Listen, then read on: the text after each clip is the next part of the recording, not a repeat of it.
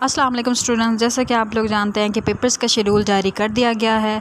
तो मैं आज आप लोग को एक मिस्टेक के बारे में बताने जा रही हूँ जिसकी वजह से पेपर कैंसिल हो जाता है। तो प्लीज़ स्टूडेंट्स, आप लोगों ने ये गलती बिल्कुल नहीं करनी, वरना आपके साल भर की मेहनत, साल भर जितना भी पैसा आप लोगों के पेरेंट्स ने आपकी स्टडी पर लगाया था वो सारा का सारा ज़ाया हो जाएगा, आपकी सारी मेहनत पर पानी फिर जाएगा।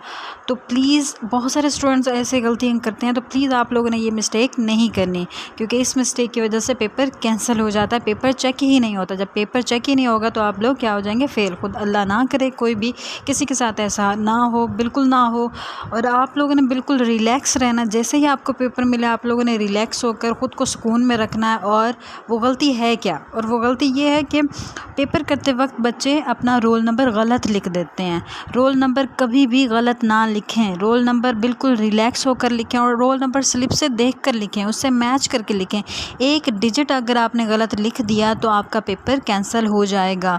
आप लोगों ने इस गलती को बिल्कुल भी नहीं करना। अल्लाह आप सबको बहुत सारी कामयाबियाँ अता फ़रमाए, आला कामयाबियाँ अता फ़रमाए, आसानियाँ अता फ़रमाए। Thank you so much.